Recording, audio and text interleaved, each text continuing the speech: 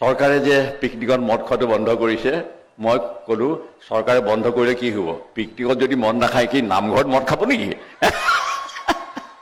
এনেকৈ কৈ দিলোঁ আৰু সেইবাৰ খুব মানুহ আহিল। সেইখন এইবাৰ কৈছে আপুনি উদ্বোধন কৰকহি, যোৱাবাৰ আপোনাৰ কথাখিনিৰ কাৰণে মই বহুত পালোঁ, এইবাৰতো মানুহ নহাই হৈছে। এইবাৰ মানে জুবিন গাৰ্গ যে ঢুকাই গ'ল, অকণমান যেনিবা সেমেকা হৈছে। পিকনিকৰ কথাবোৰ জুবিন গাৰ্গৰ মৃত্যুৰ কাৰণে মানে সেমেকা হৈ গ'ল। পিকনিকলৈ যাবলৈ মানুহৰ বহুতৰ মন নাই।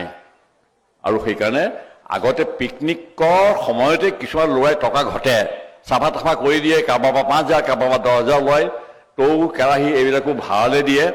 এতিয়া সিহঁতৰ সেই ব্যৱসায়টো বেয়া হৈছে। জুবিন গাৰ্গ নমৰাহেঁতেন হয়তো এইবাৰো জানুৱাৰী মাহটো সুন্দৰ হ'লহেঁতেন। ভোগালীৰ বাবে সকলোকে শুভেচ্ছা দিছোঁ। 26ৰ ইলেকশ্যনত আপোনালোকৰ দায়িত্ব আপোনালোকে পালন কৰিবনে নকৰে? পালন কৰিবলৈ নকৰে, পালন কৰি হাত চাপৰি দিয়ক। আৰু নকৰে যদি বহি থাকক মনে মনে।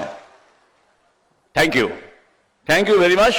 আৰু কথা থাকিলেও মই কৈ থাকিব নোৱাৰোঁ, কাৰণ এইবিলাক কথা কৈ থাকিলে মানে অঘটন ঘটিব, মিটিংখনো বেয়া লগা হ'ব, মানুহবিলাকে বেছি সময় দীঘলীয়া ভাষণ দিলে ভালো নাপাব। সেইকাৰণে মই মোৰ মৰম চেনেহ শুভেচ্ছা জনাইছোঁ। আৰু মই আপোনালোকে ইংৰাজী নতুন বছৰ বুলি ক'ব, ইংৰাজী নতুন বছৰ বুলি ক'ব, নতুন বছৰ বুলি নক'ব। কিন্তু বহাগৰ 1 তাৰিখ অসমীয়া নতুন বছৰ বুলি নক'ব। অসমীয়াটো নালাগে, নতুন বছৰ বহাগৰ 1 তাৰিখটো, তাৰ সন্মুখত অসমীয়া লগাব নালাগে। নতুন বছৰ বহাগৰ 1 তাৰিখ।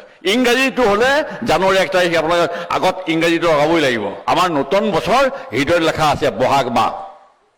হয় নহয়? ইংৰাজী নতুন বছৰটো ইয়াত লেখা নাই। গতিকে এইখিনিয়ে কৈ শুভেচ্ছা জনাই